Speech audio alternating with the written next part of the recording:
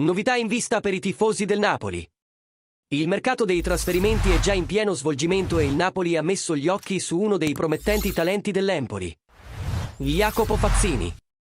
Non perdetevi i dettagli di questo possibile affare che potrebbe portare un importante rinforzo alla squadra di Antonio Conte. Iscrivetevi al canale. Attivate la campanella e lasciate il vostro like per rimanere aggiornati su tutto quello che succede.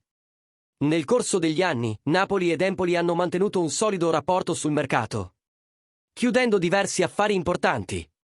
Ora, questo sodalizio potrebbe arricchirsi di un nuovo capitolo a gennaio, con l'attenzione rivolta al centrocampista Jacopo Fazzini. A soli 21 anni, il giocatore ha già attirato l'attenzione di grandi club di Serie A, tra cui la Fiorentina, che sta cercando di rinforzare la propria rosa dopo l'incidente con Bove contro l'Inter. L'Empoli, però, non è disposto ad agevolare la partenza di Fazzini. Protetto da un contratto fino al 2027, il club ha fissato un prezzo minimo di 10 milioni di euro, facendo capire che non ci saranno sconti, soprattutto in inverno.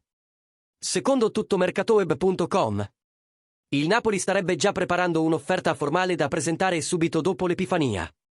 Aurelio De Laurentiis e Giovanni Manna vedono in Fazzini una solida scommessa per il futuro, viste le sue potenzialità e la sua maturità in campo. Ora vogliamo sapere da voi, Fazzini è il tassello mancante nel centrocampo del Napoli. Il club dovrebbe investire molto su un giovane talento o dare priorità a rinforzi più esperti? Lasciate le vostre opinioni nei commenti e continuate a seguirci per ulteriori aggiornamenti su questo e altri movimenti di mercato.